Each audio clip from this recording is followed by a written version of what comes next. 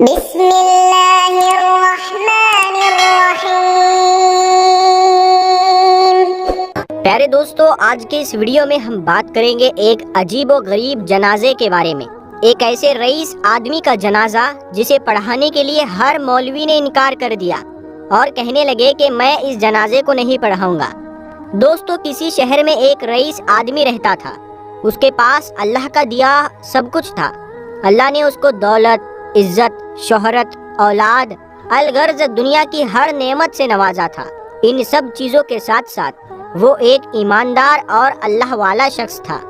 اپنی دولت کا زیادہ تر حصہ وہ غریبوں اور مسکینوں، یتیموں اور بیواؤں پر خرچ کر دیتا تھا اور غریبوں کی دن رات وہ مدد کیا کرتا تھا۔ رئیس کا اکلوتا بیٹا تھا جو اپنے باپ سے بالکل الگ تھا۔ رئیس اپنے بیٹے کو ہمیشہ سمجھاتے رہتا کہ بیٹا، دنیا کی مال و دولت پر کبھی گھمنڈ مت کرنا، مت بھولو یہ دولت اللہ کی آزمائش ہے۔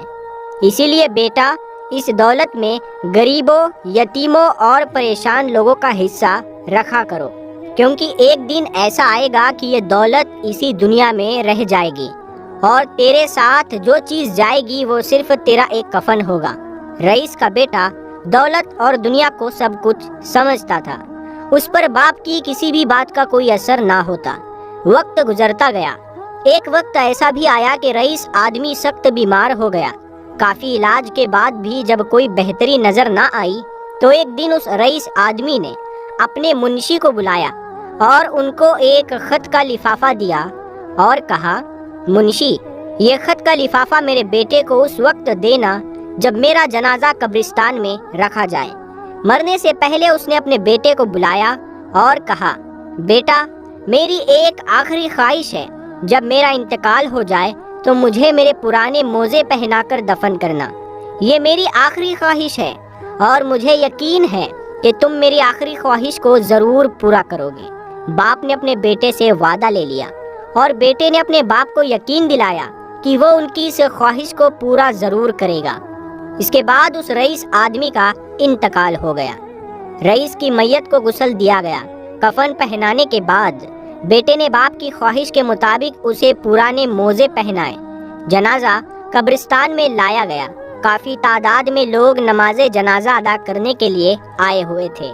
شہر کا بہترین مولوی ان کے نماز جنازہ پڑھانے کے لیے آیا تھا، مگر جب اسے پتا چلا کہ میت کو موزے پہنائے گئے ہیں تو مولوی صاحب نے نماز جنازہ پڑھانے سے صاف انکار کر دیا۔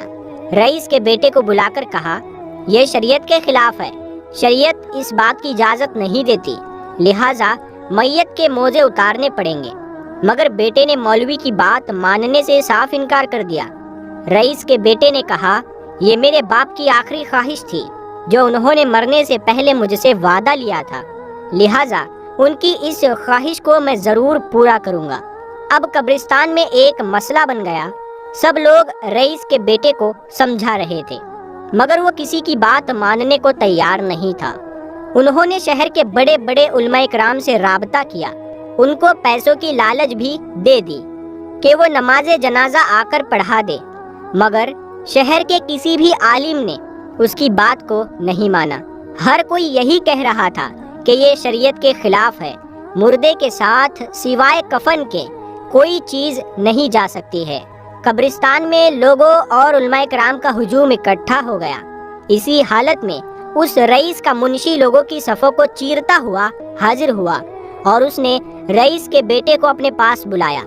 وہ خط جو رئیس نے منشی کو دیا تھا اور کہا تھا کہ یہ خط میرے بیٹے کو اس وقت دینا جب میرا جنازہ قبرستان میں رکھا جائے۔ منشی نے وہ خط رئیس کے بیٹے کے ہاتھ میں رکھ دیا اور کہا، یہ آپ کے ابا نے مجھے خط دیا تھا اور وصیت کی تھی کہ میں یہ خط آپ کو اس وقت دوں جب ان کا جنازہ قبرستان میں رکھا جائے۔ رئیس کے بیٹے نے خط کو لیا، اسے کھول کر دیکھا۔ اس میں یہ لکھا ہوا تھا، پیارے بیٹے، میں شہر کا سب سے امیر آدمی تھا، مگر دیکھ لو، آج میں اپنے ساتھ یہ پرانے موزے بھی لے کر نہیں جا سکتا۔ میرے بیٹے، آج میرے ساتھ سوائے میرے کفن کے میری قبر میں کوئی بھی چیز نہیں جانے والی ہے۔ جو کچھ میں نے دنیا میں کمایا، جو مال میں نے دنیا میں جمع کیا، سب کچھ دنیا میں پیچھے رہ جائے گا۔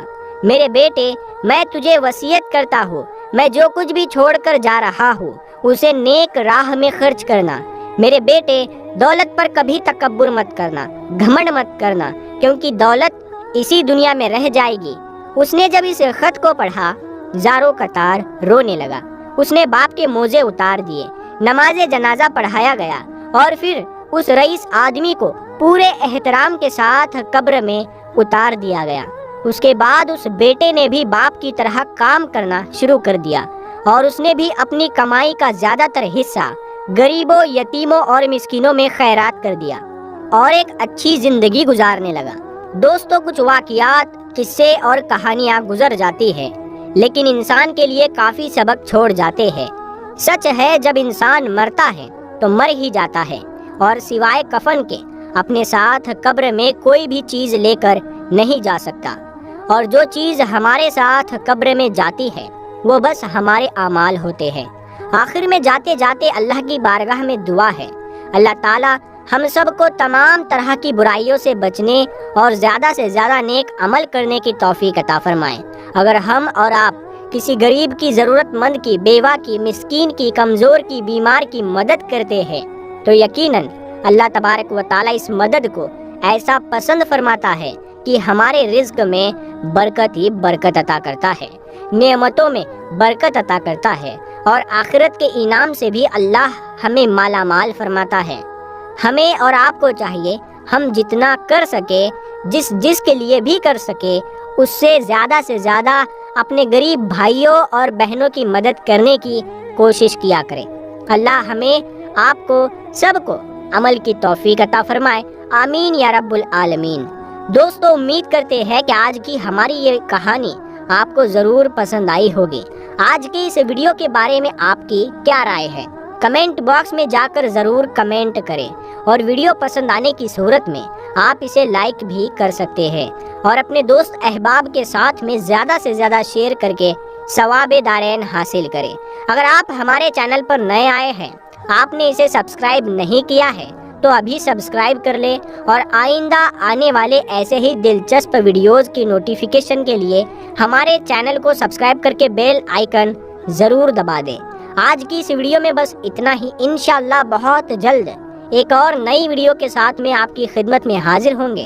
تب تک کے لیے ہمیں اور ہماری پوری ٹیم کو اجازت دے، اپنا اور اپنوں کا خوب خیال رکھے۔ اللہ ہم سب کو ڈھیروں خوشیاں عطا فرمائے، آمین یا رب العالمین۔